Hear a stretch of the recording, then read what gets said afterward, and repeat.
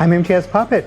And I'm Molly CARON. Welcome to another episode of Access Community Television. This is the April edition, and we'll be talking about health, housing, and culture. Yes, and I think we'll bring a trickster in to just round it out. We'll also be coming to our senses with a candy maker. Wes Raley is in conversation with Gary Olver about wishing treats and things that we can enjoy and eat. We're also going to hear from Gunargie O'Sullivan. She'll be having a conversation with Loretta Todd, who's got a great kids show in the making. And with Lent and Ramadan coming, Bahram HEIDURI is talking to Patricia Kelly about fasting. And Barbara Kimichi will be talking to Dr. Ho about traditional Chinese medicine. ARIELLE de la CRUZ Yip has a special guest, Doris CHOW, today.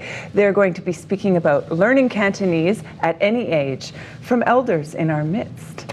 As well, LJ Meyer has another piece on affordable housing. Specifically, he'll take us to Eugene, Oregon, where there is community-supported shelter. But we begin with Gunargie O'Sullivan and Hot Topics. She has a special guest, Marie ANNHARTE, a poet. And her new book is the first thing on her mind, as well as reconciliation. Let's hear what she has to say on Access TV.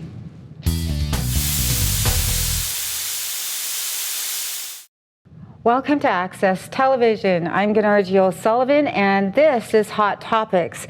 For today's guest, we have hot red woman, Marie ANNHARTE. She is the author of Indigeni Awry. Plus, she's also written several books, poems, and a play called Cannibal Woman Campout. But today we're here to talk about the book Indigeni Awry. Before we do that, I want to congratulate you on Madeline Tabasquet's awesome performance in Home at the Fire Hall Theater. She did an awesome job. You must be very proud. Oh, she played a strong, young warrior woman, ready to take on the oil pipeline problems, everything, you know. And the world, and even reconciliation. I mean, yeah, especially with her own parent, yes. That's right. And so you are an intergenerational survivor, as is Madeline. What is your struggle with reconciliation? Well, I never thought of my mother as a survivor. I thought she was damaged by the residential school, and that's what affected her murder and disappearance. Like when she got out of there, she immediately seemed to be involved in alcohol and that. So for me, I think of, that whole residential school as part of the genocide towards our people. So when I think of reconciliation, I think there is no way they can, change that in history. What we need to do is be doing, like even our own Indigenous communities, redress, making changes, acting different towards our generations. Oh, and so does identity have anything to do with that for you? Well, in that play, the two young people in there, they're not being given their history and culture by their parents because of interference of either child welfare or the residential school. That's right. That was really prominent within the play Home. And so you had mentioned earlier that part of the journey, if you would say, is exploring your own identity, right? Some of it has been through beating. Yes. And what is this? Well, to me, it's like it represents two women who are coming together, and that's what I kind of think, if you want to call it a reconciliation, like especially in the murdered and missing women issue, that it's like we are searching to tell the stories of the women that have, disappeared or are missing to us, or their history, or our knowledge of them. Great. And tell us a little bit more about your latest book, Indigeni Awry. Yes, well, it is about me again, usually so fascinated with, the Native women who are like warriors, but they're not the ones that are considered elites. They're usually women that are involved in urban street culture and that. The bad girls. The bad girls. Wow. And what bad girls can we find in this book? What kind of bad girls? Well, I guess usually ones that you know, are talking back and saying, this is what really happened. I'm not going to, you know, hold my tongue or silence myself, which is what my granddaughter's character in the play really demonstrated. She sure did. She was shocking. And what I loved about Madeline Tabasco's performance is that she stuck to her character, she stuck to her guns and her ideas of reconciliation and what some of the problems of reconciliation are for her. And for her and her character, it was like at one point she's like, she just like oh, you just have to see this. It's probably going to go on tour. Yeah, she calls the response of, like, you know, whatever the neoliberal or white liberal response as white tears, meaning she's thinking that, oh, it's just some sort of cosmetic, you know, venting for non-native people, you know, to know about, you know, what has happened to us. Like, it's not about that. It's about taking action and doing things to make change. Actually, one of the characters in the play actually broke down and started crying, and Madeline's character actually said, "Oh, be quiet." Right? Yeah, I was like, whoa. You know, but that is how people feel. And so we're just wrapping up here. How can we contact you, Marie? How can we find the latest book, Indigena Awry? Well, my current publisher is through the Cap College, you know, publication, and then the other one is, I guess, I was going to say Polestar Press, but it's actually, again, you know, a local press. So if you Google, you know, either my name or this Indigena Awry, you'll get all the information you need off the internet. All right, thank you so much for joining us here on Access Television. This is Marie ANNHARTE, an Anishinaabe Ojibwe author, coming all the way from Winnipeg for you, the listeners and the watchers of Access Television.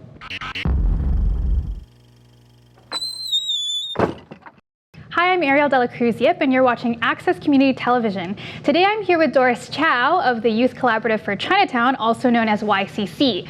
They're responsible for so many community events and initiatives, and today we want to talk about Saturday School, the Cantonese lessons for adults. So Doris, thanks for being here. Thank you for having me. Tell us a little bit about what adult participants can expect at Saturday School.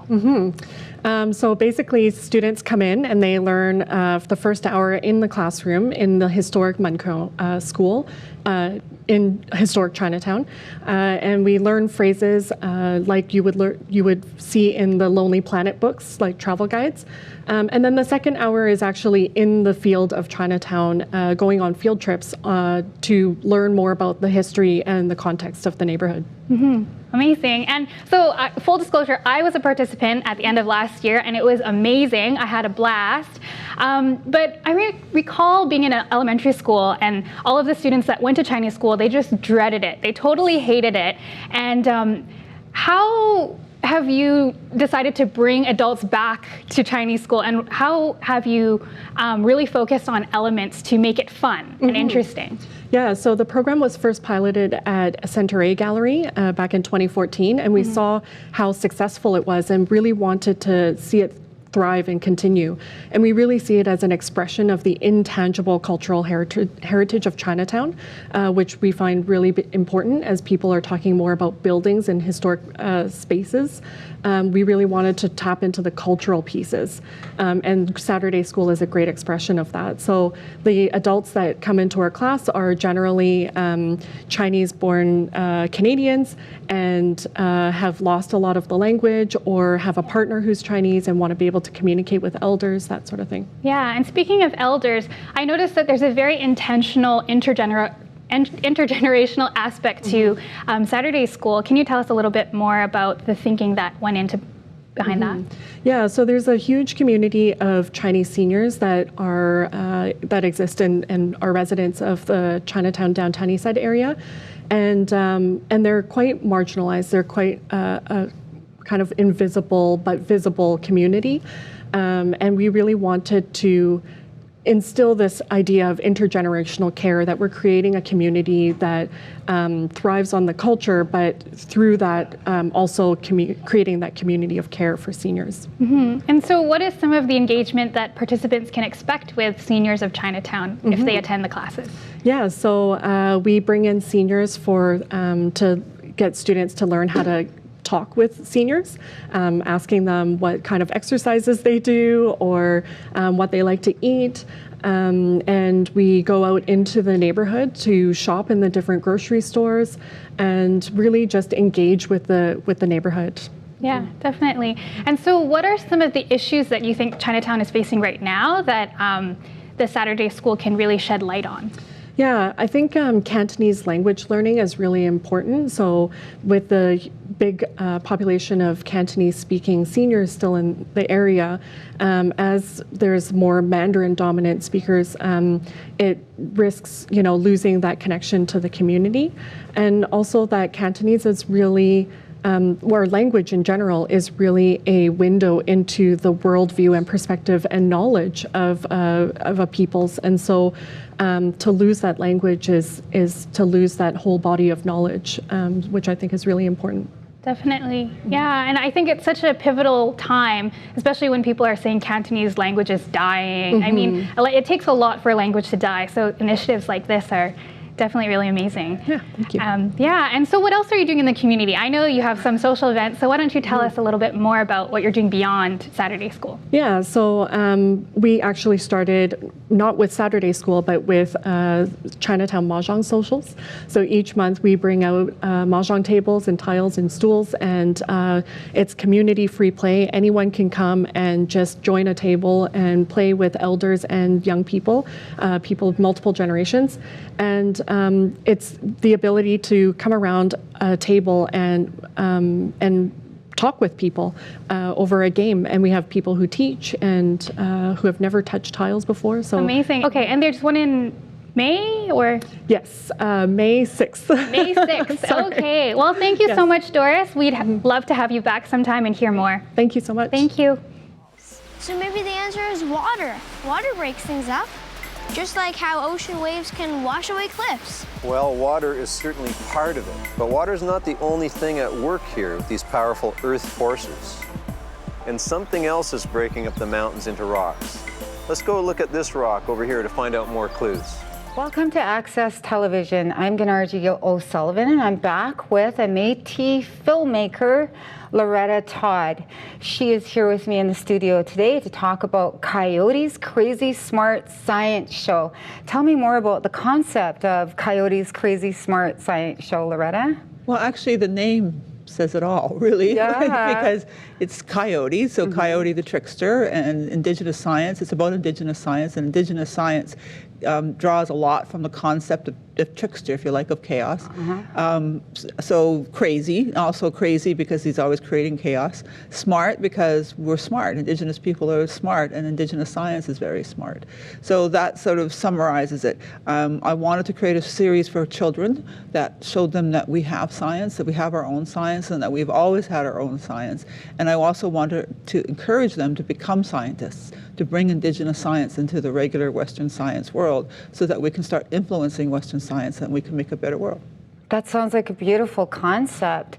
You know, I watched an episode of Coyote Crazy Smart, and it seems like it's really jam-packed with a lot of knowledge, and that you've also invited a lot of our knowledge keepers to help tell the stories and explore science. Well, the thing with Indigenous science is that it's not just lab coats and microscopes and all those sort of things. It's about story, it's about exchange of knowledge, it's about protocols, and it's about place, about learning about place, about, the land around you. And so that when I was designing the show, I had to incorporate those. They had to become elements so that it's not just what you learn, it's how you learn. So that the show had to reflect that. So the show had to reflect story. There's a lot of storytelling that had to show that when you're looking or you're seeking knowledge, you go to the knowledge holders and hopefully you practice your own form of protocol to gain that knowledge and to share in that knowledge and to respect that knowledge. And then you apply it. And you go out and observe. So you learn this and then you go and observe it and apply apply it to the land and to the place around you. So those all had to be reflected in how I created the series. So when in any particular episode, there's a riddle. So Coyote presents a riddle. And then we have science questers, these young people who go to try to solve that riddle. And in order to solve that riddle, they go to knowledge holders and elders to gain some knowledge, and then they come up with an idea they think will basically solve or answer the riddle. And then along the way, that's reinforced with some experiments, so some sort of hands-on experiments that anybody can do at home to encourage kids to actually, do their own science at home. And then it also includes animation, so we have a story that sort of incorporates Indigenous and sort of maybe Western concepts of science in an animation. Then we also profile Indigenous scientists so that Native kids at home can know, hey, we got scientists too, and we do. We have astronomers, we have physicists, we have every type of scientist. Our community Drop has some names. Who are some of those knowledge keepers? In the case of the scientists, there's people like Dr. Robert Cardinal, who's an astrophysicist. He's an astronomer who works in Calgary, and he's actually has a comet named after the Siksika Nation, where he's from. And the people like Fred Begay, who's not with this world anymore. He was a physicist, and he was looking for ways to create energy and bringing his own Navajo beliefs and his Ute beliefs into physics. And instead of breaking atoms apart, he was trying to find ways to bring atoms together that sort of reflected, how he looked at the world, and he brought his language into it too. And then there's people like Mary Ross. This film that came on recently about the black woman who worked for NASA. Well, there was an Indigenous woman, a Cherokee woman, who did the same work. Her name was Mary Ross. So we profile people from the past and the present, and then we also look at ancient science, because ancient Indigenous science, that reflected places like Machu Picchu and Chaco Canyon. But the people that we drew in locally, the kind of people we drew in locally, are people who are knowledge holders that who, for instance, Farrah Palmer, she's an amazing singer. She's a wonderful person, but she has knowledge of the land. So we had Cease Weiss, another person who has very great, wonderful knowledge of land. Greg Coyes, who's a musician and a filmmaker, he is a geologist. He has a degree in geology, and so he takes the kids out on the land, and they look at the land from a geologist's perspective. Coyote Science isn't like any science show you've ever seen, because it has hip hop, it has celebrities, Danny and Lizzie, Rosanna Superno, Grace Dove. I'm going to leave people out. Oz 12, a rapper, Christy Charles, Danny and rapper, Lizzie. Danny and Lizzie, Farrah Palmer. Wonderful, cool celebrities who've lent their time and their energy. People like Dr. Ruby Dunstan, who was the lady who got the Stein Valley. We wouldn't have that. So all these amazing people that and the kids. Dr. Leroy Littlepair, and the kids. The kids are central. They're the questers, and we drew from kids that we knew, like Aisha, and kids that were interested in science that we knew would be good on camera, and they worked with our, with knowledge holders, and it was a wonderful experience for them. I can't wait to see it. I can't wait to see it, really. Thank you very much, Loretta Todd. It's been a pleasure, and we'll talk to you again very soon. Hi, this is IMTIAZ Puppet, and we have the provincial election coming up this May, and I have two people from the community here talking about some of the important issues. Karen Ward for the Vancouver Area Network of Drug Users, and Neil Sell from Positive Living BC. Now, Neil, I think one of the more important issues that people have been talking about lately with this election is the move of St. Paul's Hospital. Yes. How is that going to affect your members? Because they have been really key members of using that hospital for a long time now. Right. HIV, of course, the St. Paul's Hospital is home to this BC Centre for Excellence in HIV and AIDS, so we have a very important interest in the hospital is. And our position officially is that we don't really care where it is, and whether it's in the West End or in the downtown East Side or it's going to be now, or they're proposing it, but we want to make sure that all the HIV services remain intact, and that we provide a wraparound services for our members, like a one-stop shopping for all of our members. because many of our members are from the downtown east side, and they're also from outside in the valley and across the province. So as long as it's all in one area, that's where we're keen to make sure that happens. Now, I've heard from someone who works at St. Paul Hospital that they're going to keep the emergency ward there. What have you heard? I have not heard that. We've been actually we've consulted with St. Paul's Hospital, and of course they released the report back in November from their community consultations. In that they talk about, but they didn't mention anything about keeping an ER. But that is a lot of our longtime members in the West End are very concerned about the vacuum of health services in the West End when the hospital. And there hasn't been much community consultation around this issue, has there? Not that we're aware of. We know that our Positive Action Standing Committee, which is a political action thing with Positive Living BC, has been in contact with the Vancouver Coastal Health Rep, and we're going to be consulting with them about what things are going to be left in the West End, but they have not said anything to us Now, yet. they're proposing to move this to the downtown east side, CARON, right, main and terminal. How is that going to affect the community and your members there, the move to the hospital?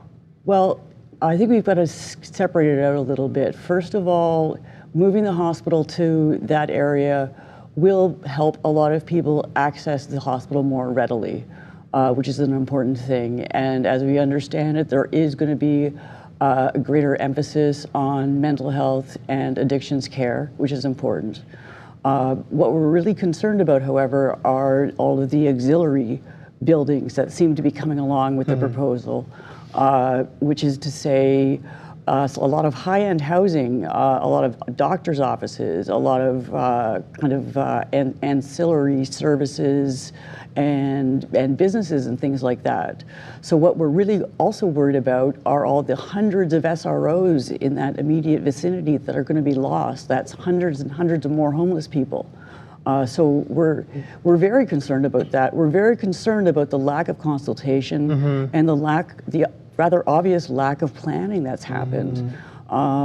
What this area could be potentially, I mean, this is another giant mega project that happens in this city that seems to happen with very little foresight. We don't want to see another Olympic Village or Cole Harbor.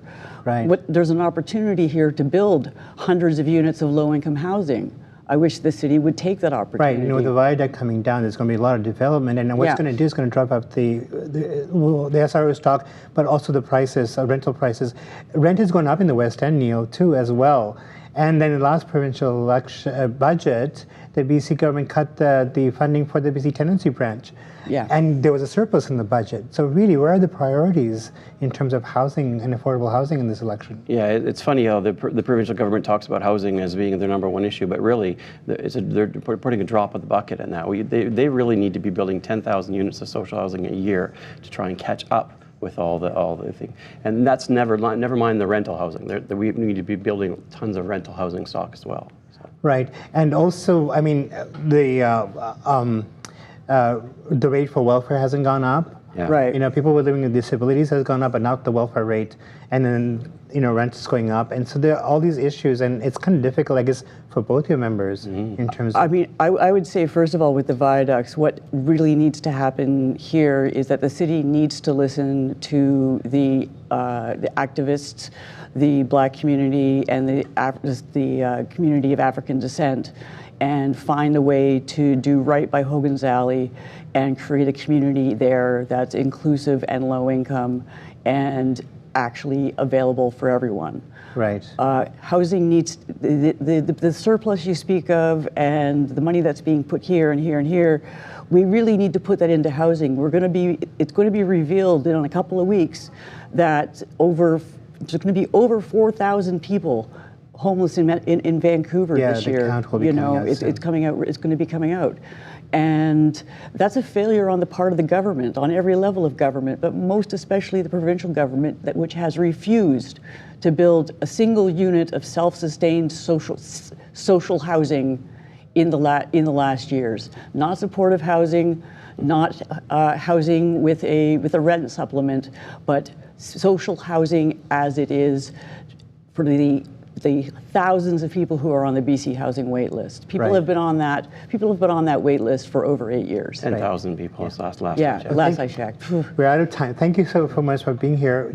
Don't forget to get on the voters list. The website's right there. Thank you for watching.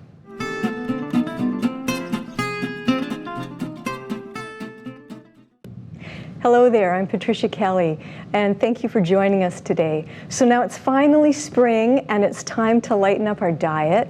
So all during the winter, we tend to eat heavier foods, foods with fat, because they have more calories. But protein and fat take longer to digest. And so quite a few people, when it comes to springtime, want to do a bit of a cleanse, a spring cleanse, and give their digestive system a bit of a break. Now, the juice cleanses tend to be very popular, so that's where you eliminate solid foods for about 3 to 4 days. So you're going to drink quite a bit of filtered water with a squeeze of lemon in it, and you're going to juice a variety of vegetables, organic of course, and fruits as well, and maybe have a little bit of green tea.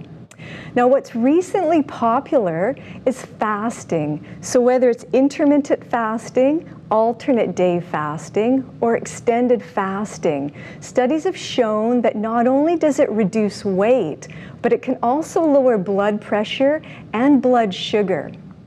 But joining me today is Bahram HEIDURI, and he's here to offer us a different perspective on fasting. So welcome, Bahram. Hi, Patricia. Okay, very nice to have you here. Thank you. Now, I'm typical of many women, North American women, and some North American men, because we grew up not with a tradition of fasting, but of dieting. And so even at a young age, when I was still in high school, I was trying different diets, and not only for weight loss, but always with the purpose of improving my body or my, the way I look. But I have a feeling that your custom and your tradition of fasting is quite different. Can you tell us a little bit about it? Yeah. Well, the tradition of fasting that comes from Middle East, at least, that's where we're talking about. We find it in Judaism, Christianity, and among the Muslims. So it's not a new thing. It has always been there. Mm-hmm. There are different periods. Obviously, Muslims do 30 days. There are some sections they do up to 40 days of fasting. Or also, I understand some Christians, they do every Friday fasting. So there has, and the Jewish have their own fasting time. So it's something that has always been there. Obviously, from religious point of view, it's an order from God for a couple of reasons. One is obviously to cleanse your body, get rid of all the extra weight, and clean your body. Second is about your spirit and your spirituality. Obviously, as we understand, there is a mirror. One aspect is your body, and one aspect is your spirit. You have to cleanse both. You can't just do one side. So as you look after your body, you clean your body, you eat less, also you have to work on your spirit. How does that work? Obviously, you need to think about your community. There are so many people who are poor or they don't have enough. So you have to do charity. To put an example, say if you eat, the cost of food for you costs $30 a day, you cut two portions of that food, that would be $20, right? Mm-hmm. You only eat one portion. Now, you contribute that $20 to the community, the ones they need it for, whether it's for medical reasons or medicine or food or for children or children hospital. So that way, obviously, you're working on your spirit, you fight your demand for food and me. It's all about me and me being an individual. So you start cleaning both aspects of you. Of course, as they say in the Middle East, nobody ever sees God, nobody. But we see manifestations of God. Manifestations of God is you and all other humanity, the environment, the animals. So all these are manifestations of God. In order to serve God, what you do, you serve humanity, you serve the nature, you serve the community. So that's why you take away from yourself and you put it. And that gives you a great feeling. You obviously work, as I said, on your spirit and also on your physical aspects. So your particular practice, is it one, I believe you're Muslim, are you? Yeah, I'm a Sufi Muslim. Sufi Muslim is, we believe in the tradition of Judaism, Christianity, and Islam, both. We believe in the law of Moses, the grace of Jesus, and the knowledge that Prophet Muhammad advocates. So we understand there's a continuation. The Word of God has always been there, and they always be there. And the message obviously comes to one community, and that message obviously becomes universal. That's why, you know, around the world we have so many Christians, Jewish, and Muslims, yeah? But obviously this, I understand today, there's so much politics involved, nobody hears the message. The message is actually lost. The whole message is about us being part of the community, love each other, care about each other, work on God's creation, environment, nature, work on, you know, toward our community, give charity, work on education, peace, love, and all that things. And that's what, of course, as a Christian community here, or society, we understand that. Jesus was all about love and caring and forgiveness. So this is the great message that came from that part. Or the same with Islam. Now all you hear is these things about terrorism. But Muslims are not like that. They have families, they care about the family, they fast, they think about their communities, they contribute a lot to the world. So, you know, I think we have to work on the message, and the message is great for everybody. I've got one more question for you then. Do you have a fast coming up? Do you follow Ramadan? Does that mean a fast is coming up for you soon? And you know, will it be like, is it a month-long fast? Yes, Ramadan is 30 days of fasting. Obviously, it's the time changes. This, I think this year starts around May to continues to June. And it starts from dawn to sunset, that you don't have to eat anything, you stay away from you know, food, drink, and lots of other temptation that you have. It's not just about food. And you know, you have to cover your ears, your eyes, you cannot gossip, you cannot be negative, you cannot be cursing people, you have to obviously give your charity, you have to go through all these cleansing of you, and you have to give more, you know, be spending time with your family, with your community. So it's a great month, and I think it's something that we can all share, right? I like your message very much. So thank you very much for joining us today. I think you brought us all some food for thought, because I don't think many of us really consider all of the things that you've mentioned so far. So thank you very much.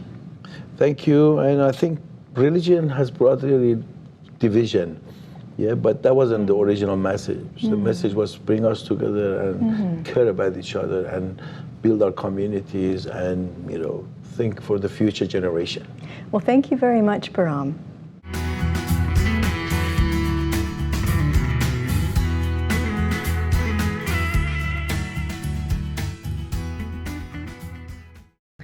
Hi everyone, I'm Barb Kimach, and with me today is Dr. LAINA Ho.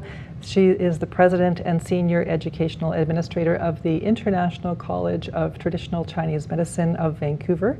So it's wonderful to have you with us today. Thank you for coming. Thank you for having me. Yeah, and so you have been with the college for over 26 years, and you're here to talk with me about how TCM can benefit our health and well-being. To start, can you tell me about the philosophy of TCM, and also how is it different to Western medicine? It's a good question. The philosophy of Chinese medicine is more into a preventative healing. Okay. So before you get disease, you keep your health. Yes. And also when we're treating a patient and we use a holistic approach, that means that we look at the whole aspects of your body, not just the single disease. Okay. Yeah. So it's the whole person. It's the whole person, not just focus on the disease. Okay. Your emotional aspect, your psychological well-being is all counted when we do this healing arts. Oh, okay. And I think it also deals with qi or energy, is that true? Yeah, we use the qi or energy term a lot because we believe the life force is come from the qi. Without a proper amount of qi and the strength of qi, nobody can be healthy. Interesting, interesting. So in what kinds of conditions do people come to a practitioner with, and what steps do practitioners take to offer a diagnosis? Yeah. Well, TCM and acupuncture can treat many different varieties of conditions, But what people, the general public, know the best, or they come to us, a lot of soft tissue problems, pain, headaches.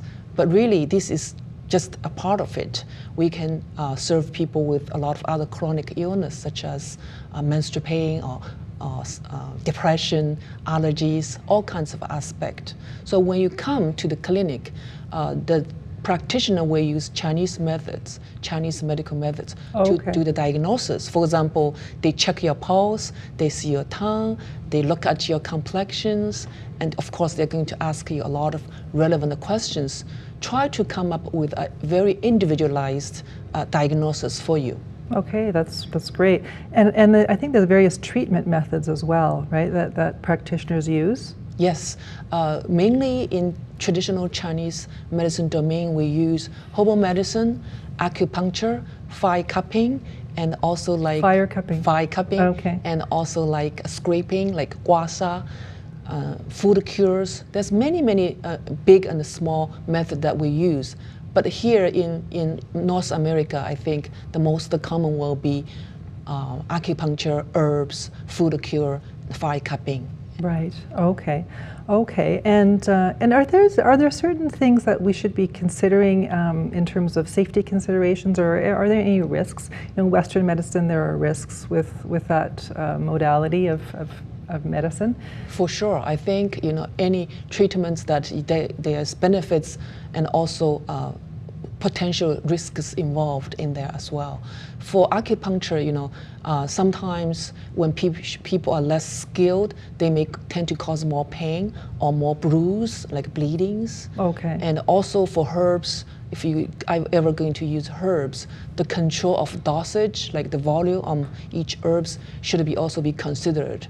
So there are risks involved in treatments. And in terms of herbs, are there and medicinal substances?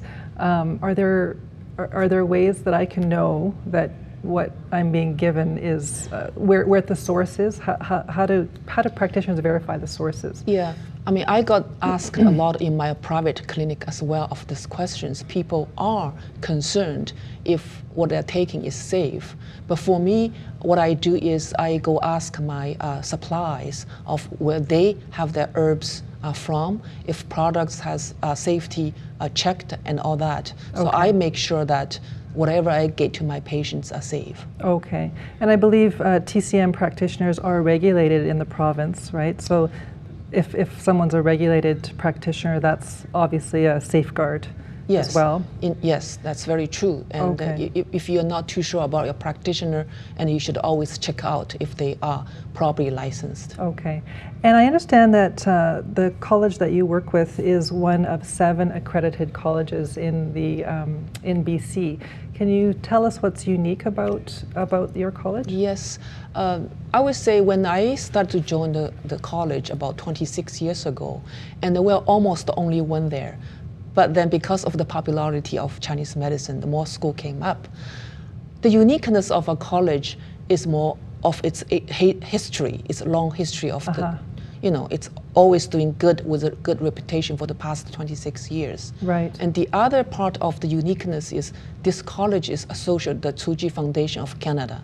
Okay. I'm sure you're also introduced that to the public as well. Okay, yes. And the Tzu Foundation is original from Taiwan, and in Taiwan they have 6 big general hospitals. So because we're part of it, our students can do their internships and further learning in these 6 general hospitals. So this is quite unique, compared to other colleges. Wonderful, wonderful. And I believe that, so you have various programs, diploma and certificate program at the college. People can find out more about that by going to your website.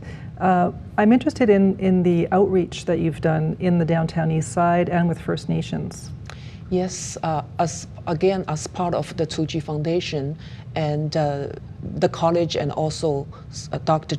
Michael Zhong is the coordinator of this project. Okay. And we developed a few community outreach clinic among First Nation groups. For example, we set up a clinic in Sumas First Nation and Seabird Island, and also in downtown East Side. Okay. And there's many to come too. Right. Basically, the clinic in our school is providing to general public. Perfect, and that's I wanted to ask you about your student clinic because I had the pleasure of visiting recently and checking it out. Yes. And tell us more about how that works. Yes, our school-based, the teaching clinic is on West Broadway and Granville. It's a convenient location for public to come in. Okay. And we're open to anyone if you're First Nation or you're non-First Nation. If you need help, we offer free consultation. Okay. Every visit that you come is Wonderful. free, unless you need a treatment. And the treatment is only cost like between 18 to 23, I believe. 23, yeah. Right. For acupuncture treatment,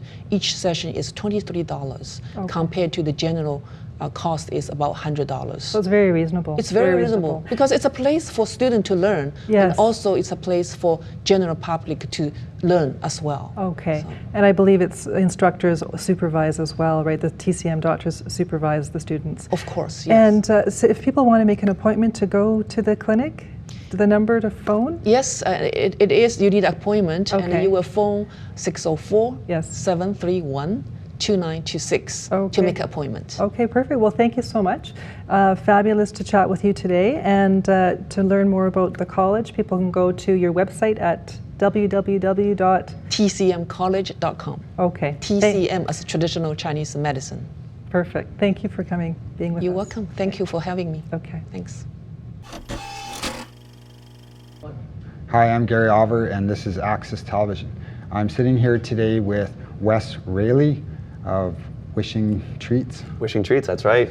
And it's an old form of candy making, correct? Yeah, so we have a candy making studio on 49 West Hastings where we build artwork out of tiny pieces of candy, or inside of tiny pieces of candy, rather. So I went by your shop one day, and I pulled out my camera and I filmed you in the process of creating this candy. And you had this steel kind of a box, and you were filling it with this type of a syrup and adding color. And Right. So that was molten sugar. Okay. Every batch of candy starts with pure sugar, nothing but the good stuff. Yeah. And we heat it to over 300 degrees, so it's completely melted. That gets poured out onto that large steel table you saw, Yeah. and it's allowed to cool. It'll drop 100 degrees in less than 5 minutes because the table is a 1,500-pound solid steel heat sink. Okay. As it cools, I add the colors into this big square of molten sugar, and that's my palette. Just like a painter has a palette that they'll draw from to do their painting, I create a palette out of sugar on my table. That's what you saw. And it's like malted, basically syrup, correct? Yeah, it looks like a liquid, but it cools down, and in a few minutes, it's kind of like a silly putty texture. Yeah.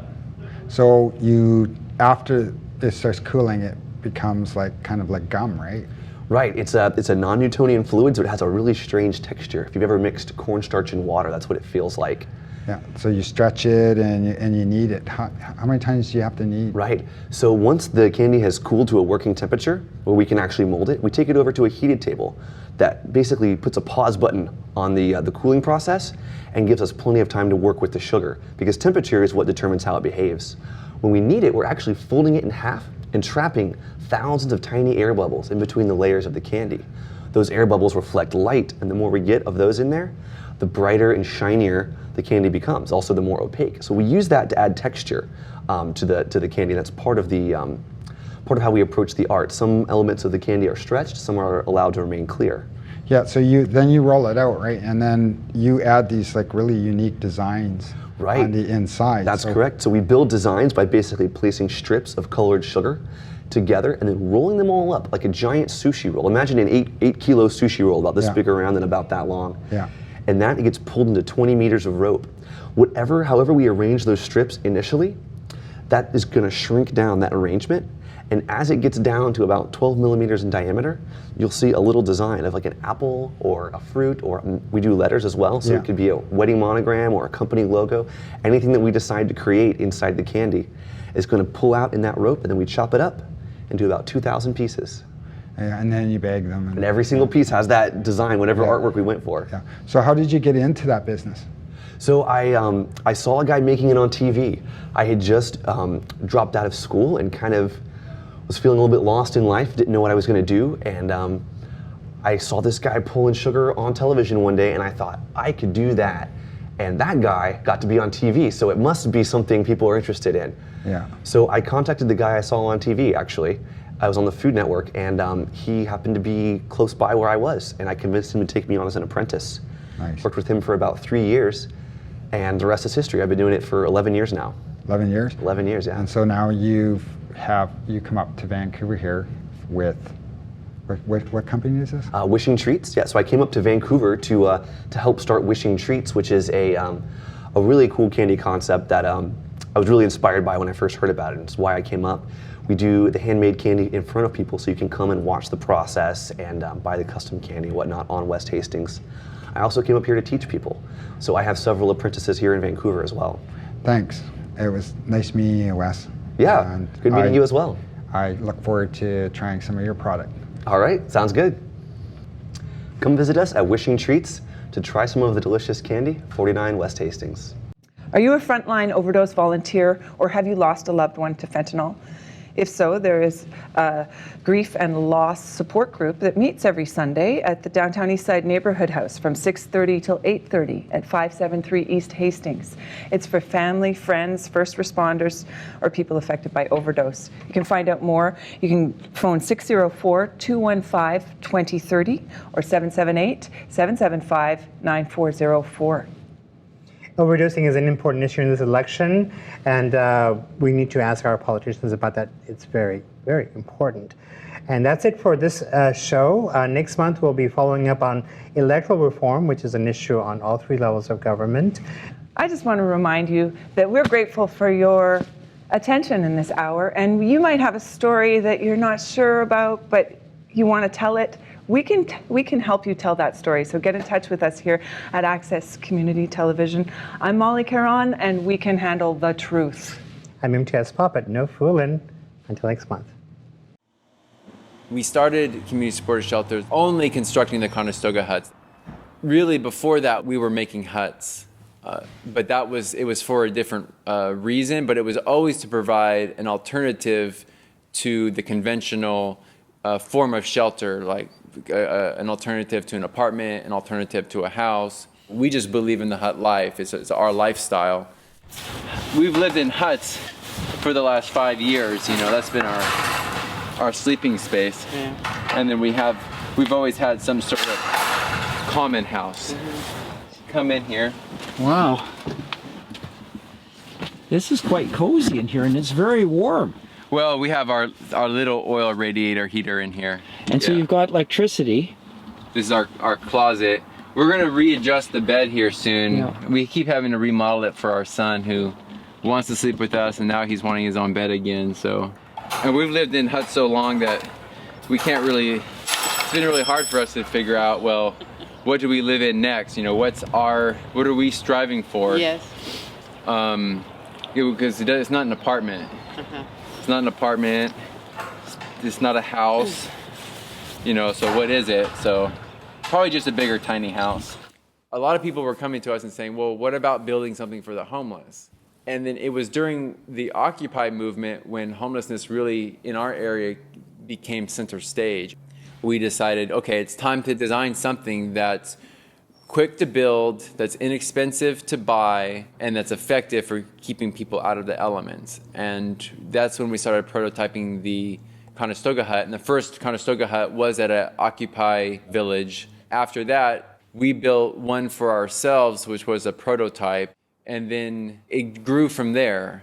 People wanted it to make it a little bigger. They wanted a little bit of adjustments. And so we kind of worked with everybody involved to make what it is now. We're Gary and Sherry Newman, and we've been living here. It'll be 2 years this March, and we are blessed to be here. We were under a bridge. We met Eric. He got us in here. This Conestoga hut makes it so much easier. And it's totally waterproof. It's very comfortable. You can fix them up the way you want to. You can put posters up. We would have had real tiny and real cute if we would have known you were coming, but we didn't know till like 5 minutes before you got your own.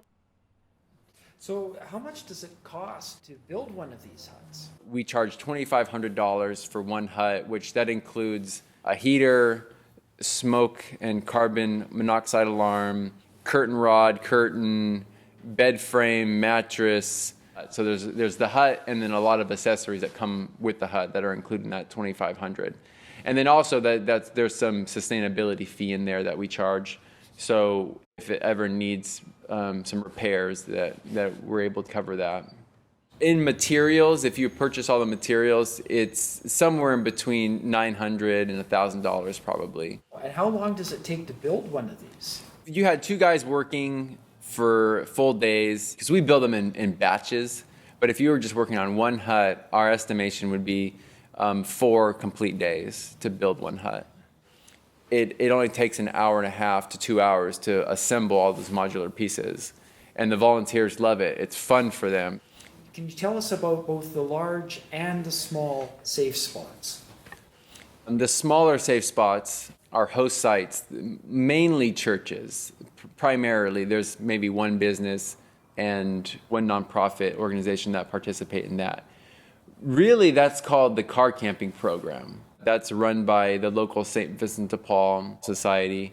They provide the administering of the porta potty and the trash that is required by our local code for when somebody is legally sleeping in their car. That's what that program is for. Where the hut came in is there's a lot of people who don't have a vehicle yet need a form of shelter. So the Conestoga hut provides a place for people to sleep if they don't have a vehicle in the car camping program. And that was sort of the beginning. You know, the need has just grown for safe places for people to sleep and legal places. For people who have been on the streets and have ever had their stuff stolen, it offers a huge psychological benefit knowing that when they step away from their belongings that they don't have to be worried about what they're going to come back to.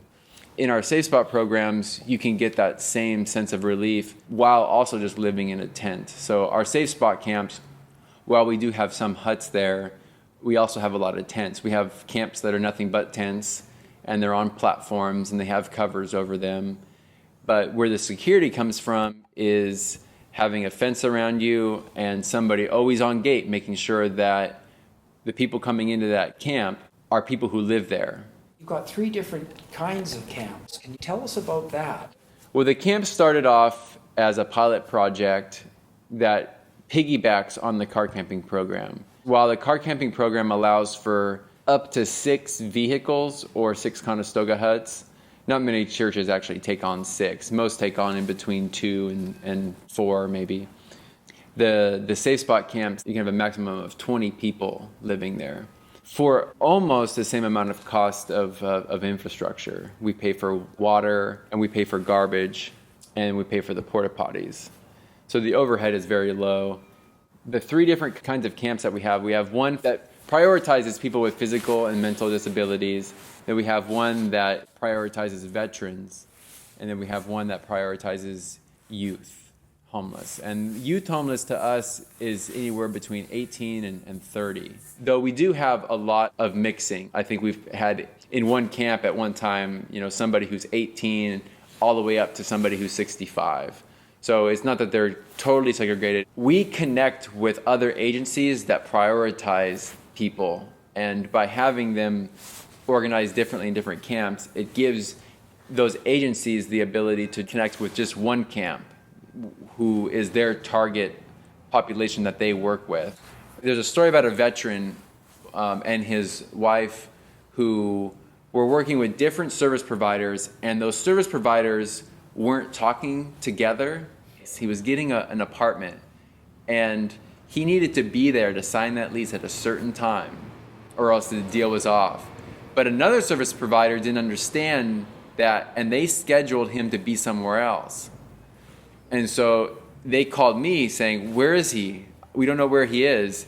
And I was able to call somebody at the camp and be like, "Do you know where this person is today?" And they're like, "Yeah, he said he had a meeting with this organization." I was like, "Okay, thank you." And I was able to call that organization and say, "This person needs to be there to sign the lease in like 15 minutes. If that camp wasn't there, we would have no idea where that person was."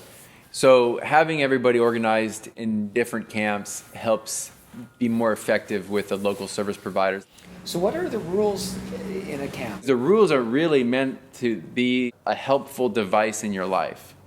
They ensure safety, they ensure that the social interactions that you have are going to be cordial, and people for the most part, you know, respect the rules.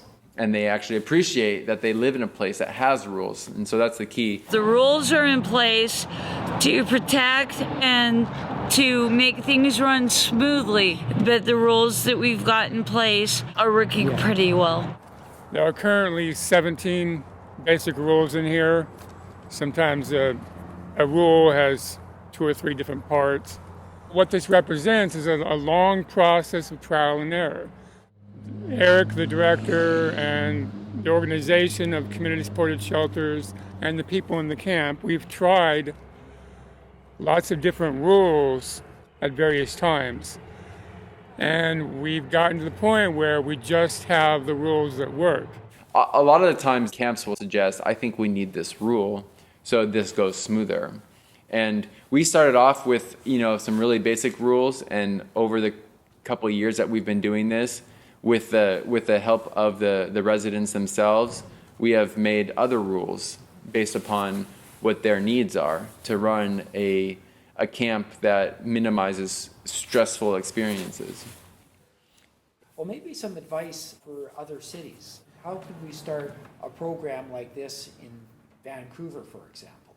I would say start small, and really connect with the people who are experiencing homelessness, or the people who really are the advocates of the people who are experiencing homelessness, and get them involved, because it's not as simple as just building a shelter and saying, here, you know, fill it. It really takes relationship building. And so the first step for us is always build relationships and be willing to take some risks. I guess we have a pretty bold city council. I mean, not all the city council members were really in support of this, but most of them were. This program was a risk for the city. And since they've taken the risk, they say, wow, you know, we had no idea that something like this was possible. So it took them taking that risk to learn about something that is really helpful. They have kind of a hands-off approach.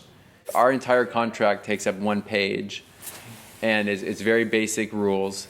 We have our liaison, you know, maybe once every 2 weeks, just to check in about anything that might be going on. Also, I don't like to say homeless people, I like to say people who are experiencing homelessness, because you can't generalize the whole homeless population as just being, well, you're a homeless person. I'm just a father who lost his child, and I'm trying to find my way. I haven't found it. They haven't always been homeless. Some of them have had careers, some of them have worked hard their whole life, some of them have mental disabilities that really prevent them from being able to make it in society. The situations are endless on why somebody's homeless. I found my tax dollars have supported this in my 30 years of working, and I tried to help and donate and thought about people who were in this situation, and now here I am in that situation going, whoa. What is at the core of community supported shelters is we're making a lifestyle that collectively it improves people's lives. Doesn't matter if you have a house and you're just a volunteer, or you don't have a house and you need a shelter. If you're receiving, you're inspired to give back. We'd like to give back to the community. We work on the work crews and help around the camp. My husband's a groundkeeper. If you're giving, who knows when you might need to receive. Yeah. And I don't want the help. I'm not going to make a little sign and sit on the corner of the thing. I can't do that. I can't do that. The only way I can get out of this is I have to work. I have to drive my way out of it. And until I can drive, I have to stabilize my life. Stabilizing my life is stabilizing where I sleep at night. That is the first step, man. The first step, because if you don't have that stable place, if you don't have that stable place, forget it. You're the stray cat that just wanders all day until his little paws are just worn out. Right. And my little paws are worn out. Well, I'm glad you ended up coming here. Welcome here. Eric? Yeah. Appreciate it.